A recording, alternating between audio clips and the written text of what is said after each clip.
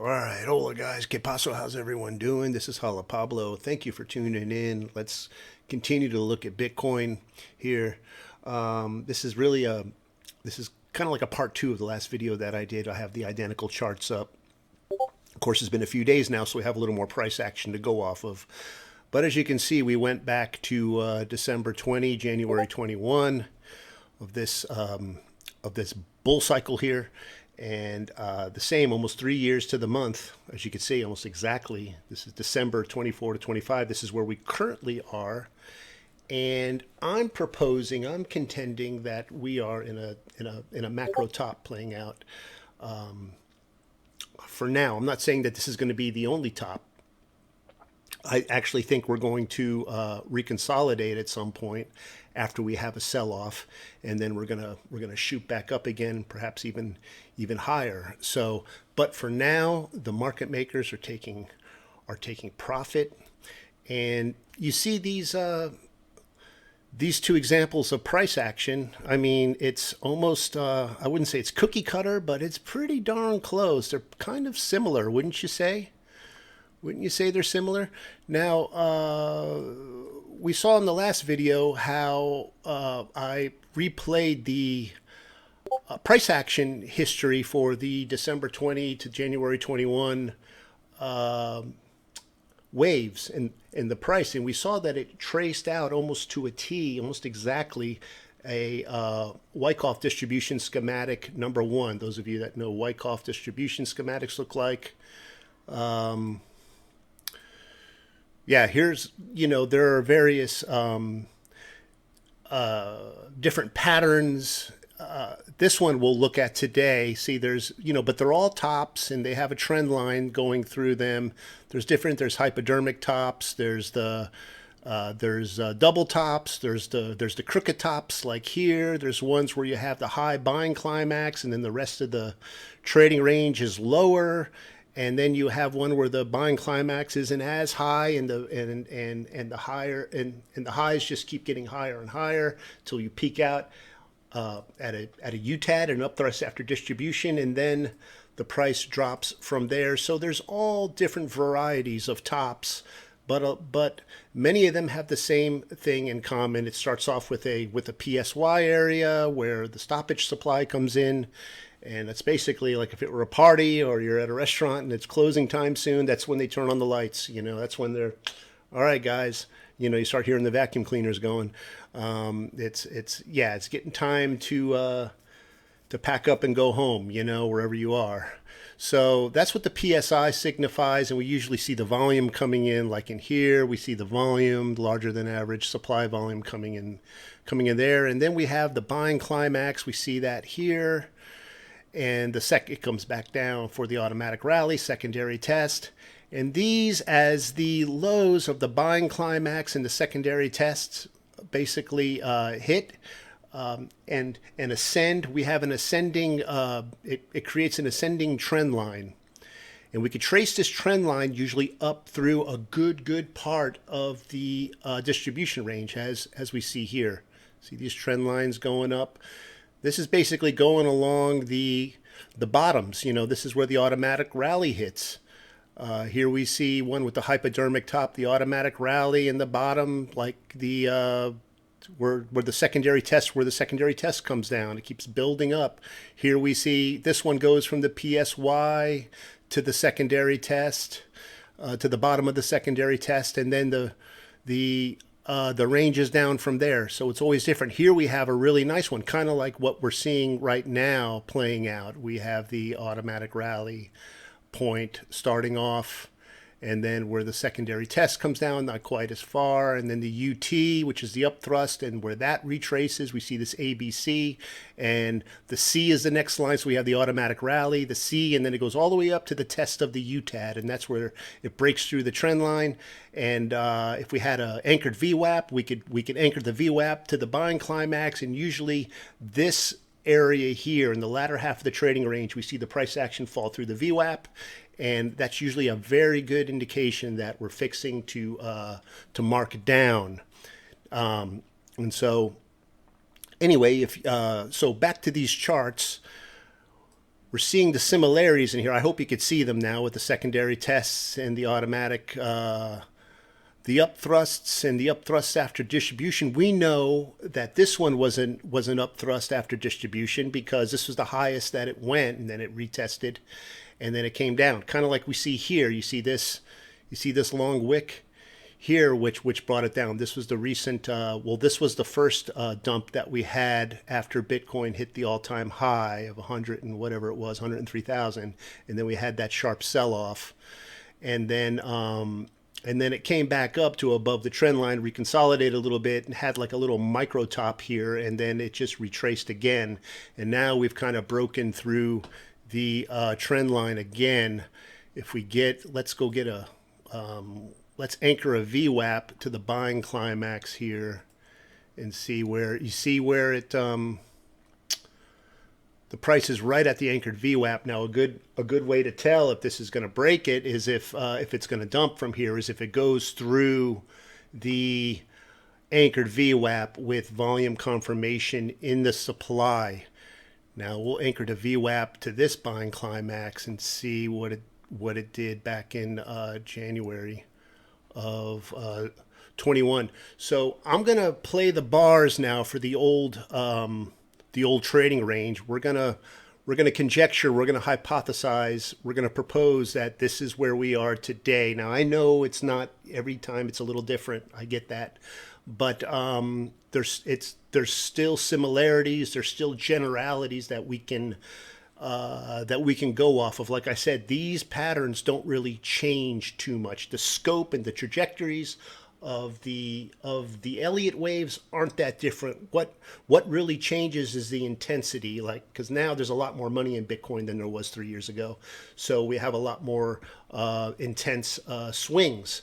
So we see here these two, we don't have a second real like drop after it hit the all-time high here. So that's just an example, but we could still go off of the, is this going to let me play it even? Let's see. Select bar. Is it going to let me play? All right, from here. All right, we're going to play it from here. Now, is it going to play? Here it goes. All right. Sorry about that, guys. So you see how the price fell through the anchored VWAP, and then it came back through, tried to rally, but everything is low here. We have low demand, and it just didn't cut it. It didn't make it. So this was it came up to this LPSY area, which is basically the same height as the buying climax, and from there it was down in a macro sense, well beneath the anchored VWAP line, all the way down to this sign of weakness area, which in this case mitigated the PSY, this area beneath the PSY that we see here. That's usually what it does. It comes down to the PSY area, mitigates it or clears out the lower liquidity void, and then reaccumulates either for another leg down. In this case, we had it pumped again. As you can see, we had this bottom. See, people back then were thinking, is this a bottom or is this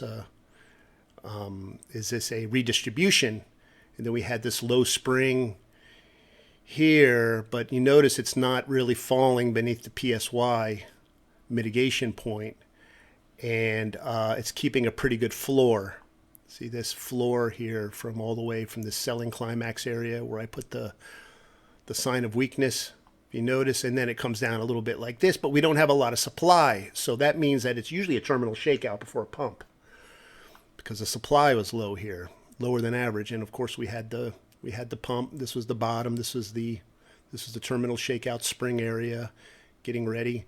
And then we had a whole other, and this started the whole new bull cycle, which happened in July. So it was about 3 or 4 months of this.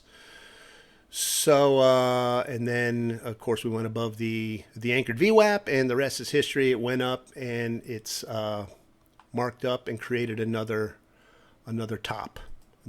So, am I saying that's what's going to happen this time around? I don't know.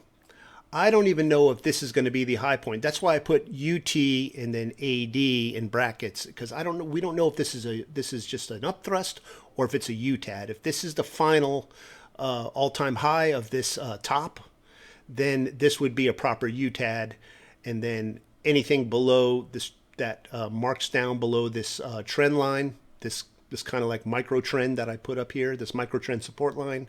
If we break down through it, and especially through the anchored VWAP, which serves as a creek, as an ice barrier or a creek barrier. Those who are familiar with Wyckoff know what ice and creeks are. I find that the anchored VWAP serves as a phenomenal ice or creek kind of barrier for the lows and highs. If it falls through the anchored VWAP beneath the micro trend support line, then we can count whatever rally. Even if it rallies back up, we're still going to count that as a UTAD, especially if we start to get volume confirmation in supply, meaning that if the supply is building and demand is low, even though the price is rallying up, it's usually a trap, right? So we can kind of expect that. So until we know exactly what Bitcoin is doing, this last video I did, it's like I'm not gonna move. I'm not gonna buy altcoins until Bitcoin shows its hand. It's kind of like a poker game where we're waiting for Bitcoin to play its hand, and then we'll proceed accordingly. So, people want videos on like Zcash and different stuff, like the memes and everything.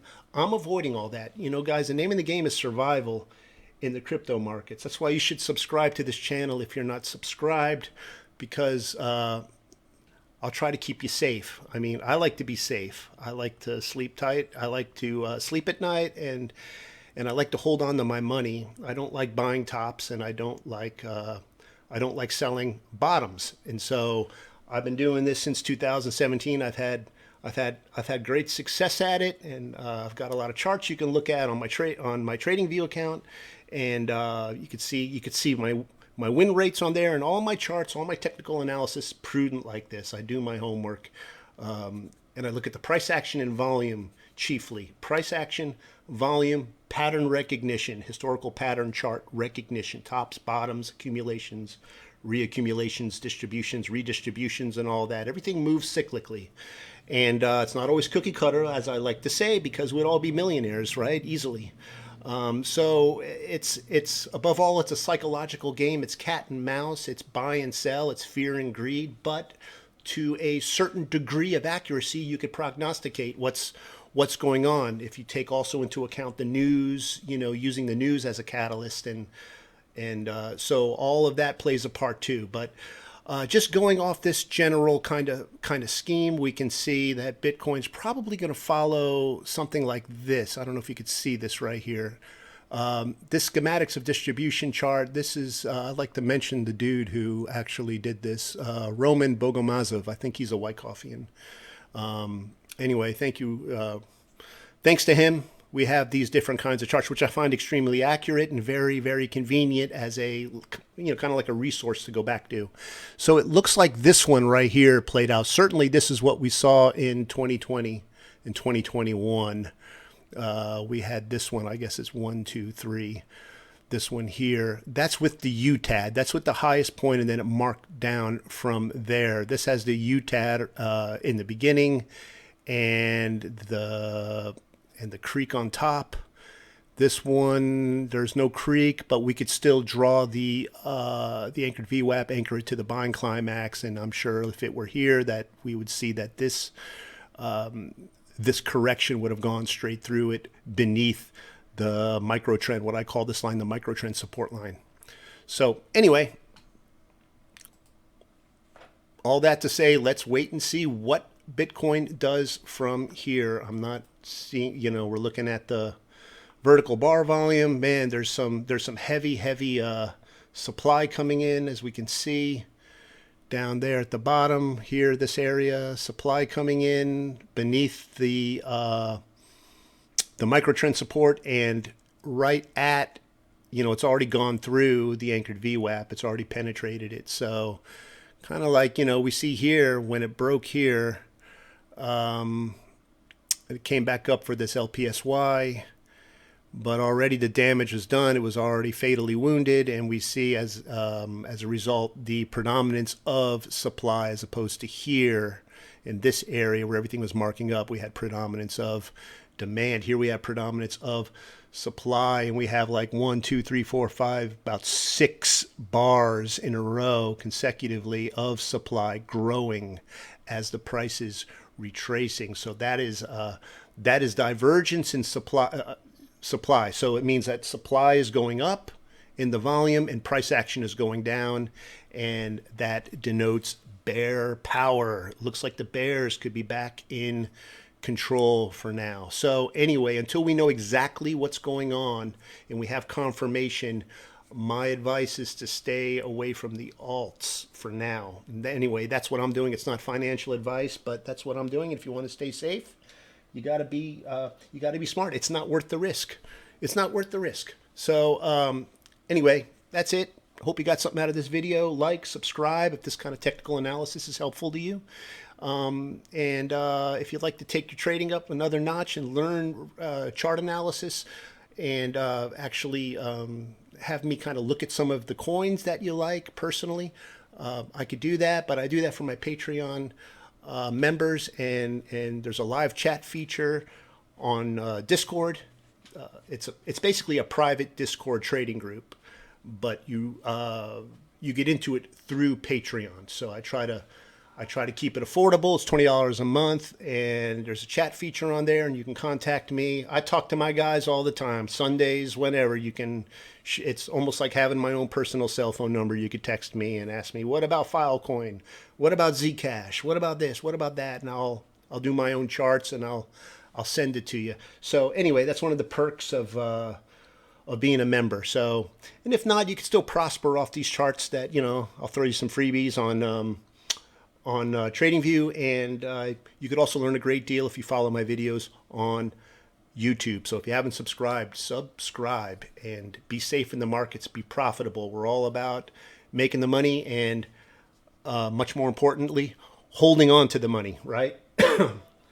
Holding on to the money. So, all right, that's it. I'm going to go now. I'm going to drink some more coffee. I always got to drink my coffee, especially when, I don't know why, when I'm making videos, I crave coffee. So, all right, that's about it. Be safe, have fun. We'll talk to you later. And until next time, adios. Bye-bye.